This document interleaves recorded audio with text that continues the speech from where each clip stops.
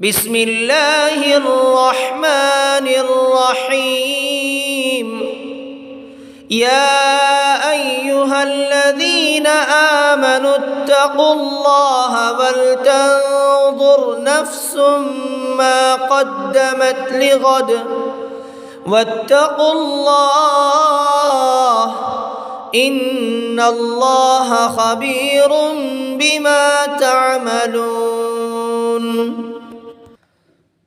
بسم اللہ الرحمن الرحیم حامدا ومصلیا ومسلما اما بعد۔ اولا حضرت مولانا قاضی مجاہد الاسلام صاحب قاسمی رحمہ اللہ تعالی کا مختصر تعارف پیش خدمت ہے۔ حضرت مولانا مجاہد الاسلام صاحب قاسمی رحمہ اللہ تعالی گاؤں جالے، ضلع دربھنگا، صوبہ بہار میں حضرت شیخ الہند رحمۃ اللہ علیہ کے شاگرد حضرت مولانا عبد الاحد صاحب کے گھر 1936 عیسوی میں پیدا ہوئے۔ ابتدائی تعلیم گاؤں ہی میں رہ کر حاصل کی۔ اس کے بعد مدرسہ محمود العلوم دملہ مدھوبنی، پھر مدرسہ امدادیہ دربھنگا اور پھر دارالعلوم مئو یوپی میں حاصل کی۔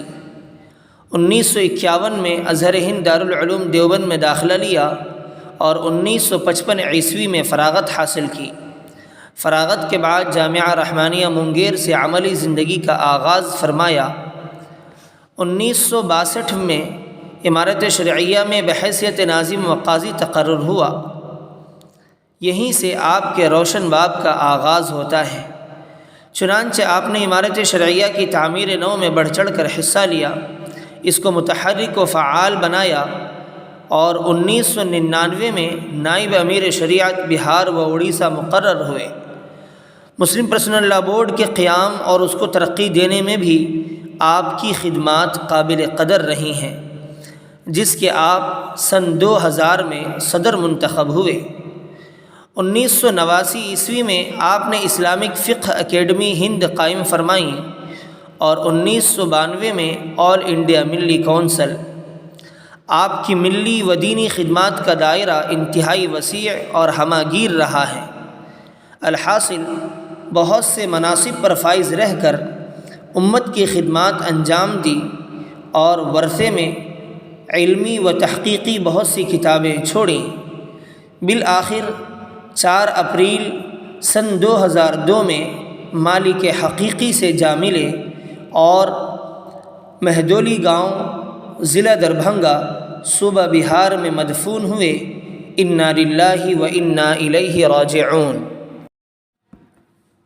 حضرت مولانا سید محمد انظر شاہ کشمیری رحمۃ اللہ علیہ نے حضرت قاضی مجاہد الاسلام صاحب رحمۃ اللہ علیہ کی وفات پر جو کلمات لکھے ہیں، آج ہم اپنے سامعین و ناظرین کو اس کا خلاصہ پیش کریں گے۔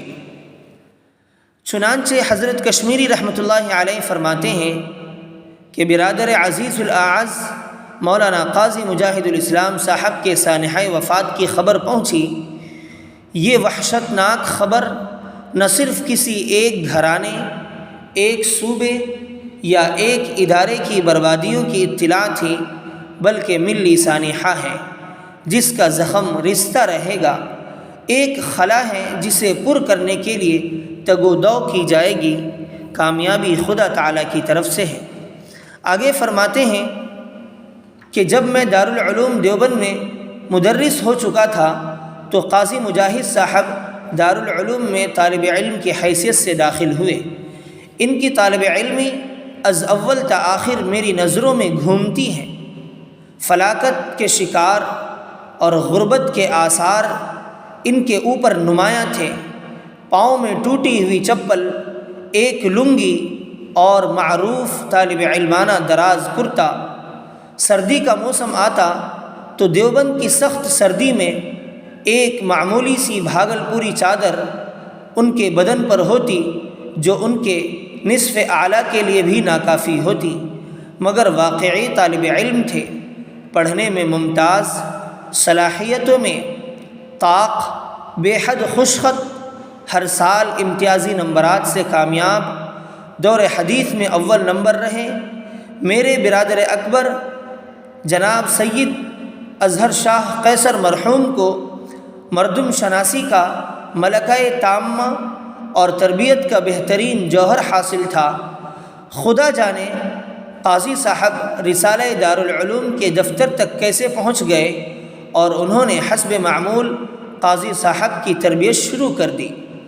پہلے کچھ کتابیں تبصرے کے لیے دیں، پھر مضمون نگاری کا سلیقہ و قرینہ القاء کیا۔ یہ کہتے ہوئے شرم آتی ہے کہ برادر اکبر مرحوم نے کچھ مضامین قاضی مرحوم کے مجھے بھی دیکھنے کے لیے دیے۔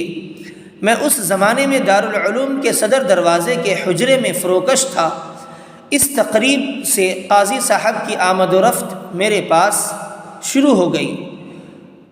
ان کا جوہر قابل تھا، بہت جلد ان کی صلاحیتیں اجاگر ہو کر سامنے آئیں۔ امیر شریعت حضرت مولانا سید منت اللہ رحمانی المغفور دارالعلوم کے فضلاء کو اپنے جامعہ رحمانی میں درآمد کرنے میں عقاب نگاہ تھے، چنانچہ قاضی صاحب کو لے اڑے اور جامعہ رحمانی میں ان کی کامیاب تدریس کے چرچے ہونے لگے۔ نہ اس پر حیرت ہوئی اور نہ تعجب کہ قاضی صاحب ہر طرح اس کے مستحق تھے۔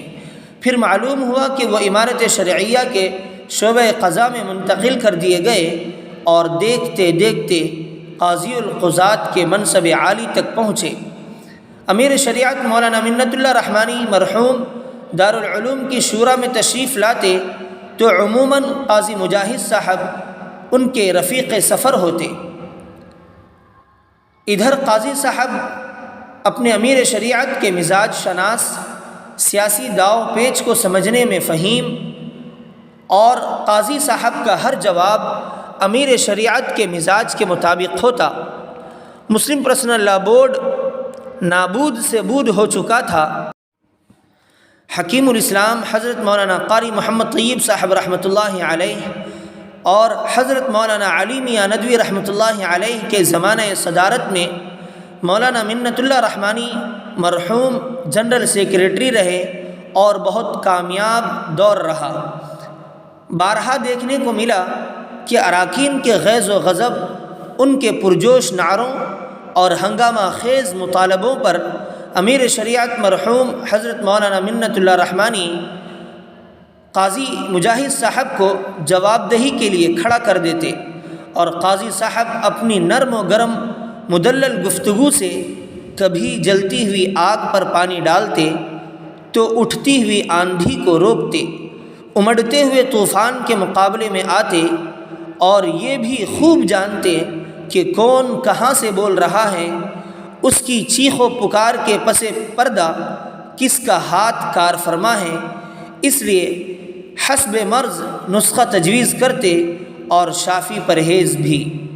بہرحال صدارت، نظامت اور قاضی کی رضانت مسلم پرسنل لا کو کھینچتی رہی اور دشمنوں کی نگاہوں سے مسلم پرسنل لا کو بخوبی بچایا۔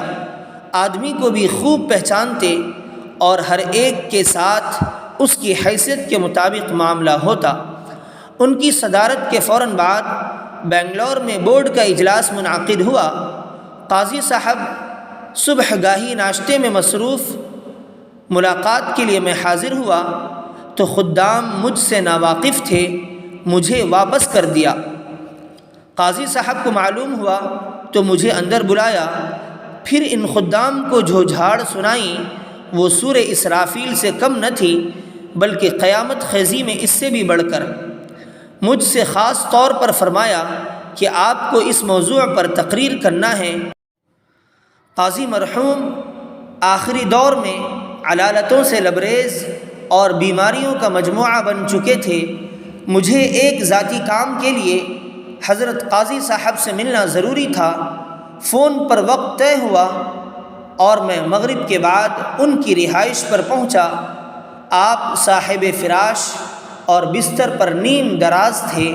میں نے چاہا کہ اسی حالت میں مصافحہ کر لوں، مگر مجھے روکا اور خادموں کو حکم دیا کہ مجھے کھڑا کرو۔ حرف مطلب بیچ میں آیا تو یہ کہتے ہوئے کہ آپ کو کہاں سے معلوم ہوا کہ میرے ان سے تعلقات ہیں؟ فون اٹھایا اور گلبرگہ فون کیا اور یہ فرمایا کہ یہ مخدوم ابن مخدوم عالم تشریف فرما ہیں، اگر تم نے ان کا کام نہیں کیا تو پورے بورڈ کو تمہارے پیچھے لگا دیا جائے گا۔ مخاطب بھی ذی ہوش تھے، کشتی کو بھنور میں دیکھا تو اپنی مشکلات کا ذکر شروع کر دیا۔ قاضی صاحب نے فرمایا کہ تمہارا سب کام کر دیا جائے گا مگر تم سب سے پہلے شاہ صاحب کا کام کرو۔ پھر والد مرحوم کے بے کرا علوم پر گفتگو شروع ہوئی۔ میں نے کچھ ابا جی کے لطائف علمیہ ذکر کیے تو اٹھ کر بیٹھ گئے، سر دھنتے اور زبان پر سبحان اللہ کے نعرے شروع ہو گئے۔ ارے شاہ صاحب، یہ علمی امانت کیوں چھپائے بیٹھے ہیں؟ اسے آشکارا کیجیے۔ حضرت شاہ صاحب کے افادات کو مجھے دیجیے کہ میں ان کی طباعت کا انتظام کروں۔ میرے دل و دماغ کی زمین پر میرے سب سے پہلے استاد جو حضرت شاہ صاحب مرحوم کے باختصاص شاگرد تھے، انہوں نے عقیدت کی تخم کاری کی، جو خدا کا شکر ہے کہ اب بڑھ کر شجر بار آور ہے۔ رات کافی گزر چکی تھی۔ میں نے قاضی صاحب کے آرام کے خیال سے گفتگو ناتمام چھوڑی۔ اس فانی عالم میں یہ مرحوم سے میری آخری ملاقات تھی۔ سینکڑوں قضا کے فیصلے کیے، 3 درجن کے قریب اپنے پیچھے تصانیف چھوڑیں، عصر حاضر کے الجھے ہوئے مسائل کا حل تلاش کیا، فکر و فقہ کی سینکڑوں راہیں کھولیں۔ محتاط تھے اس لیے دونوں پہلو دکھا دیتے، اپنا قطعی فیصلہ سنانے سے گریز ہوتا۔ اس کے باوجود قدیم حلقہ بھڑک اٹھا، لیکن قاضی صاحب مرحوم خاموشی گفتگو ہے اور بے زبانی ہے زباں میری کا مرقع تھے۔ اب یہ ممتاز دانشور، یہ مفکر، یہ فہیم، یہ فہم و ذکا کی قندیل، یہ ذہانت و رزانت کا پیکر بہار کی سرزمین میں ہمیشہ کے لیے روپوش ہو گیا۔ لیکن رفتید ولے نہ از دل ماں، آپ چلے تو گئے مگر ہمارے دل سے نہیں گئے۔ یہ بات یاد رکھنے کی ہے کہ قاضی صاحب مرحوم نہ ملت فروش تھے نہ ضمیر فروش۔ انہوں نے مسلم پرسنل لا بورڈ کا وقار بڑھایا، اس اہم اور مضبوط اسٹیج کو نہ اقتدار کی چشم و ابرو پر اپنے موقف سے ہٹنے دیا اور نہ شخصی مفادات کی قربان گاہ پر بھیٹ چڑھایا۔ وہ تو مغفور ہیں انشاءاللہ، لیکن مسلم پرسنل لا کے لیے دعائیں اور ان کے صحیح جانشین کا انتخاب ملت کی سب سے بڑی ضرورت ہے۔ لا ریب کہ دیوانہ مر گیا آخر کو، ویرانے پہ کیا گزری، فرحمہ اللہ رحمۃ واسعہ۔ والسلام علیکم ورحمۃ اللہ وبرکاتہ۔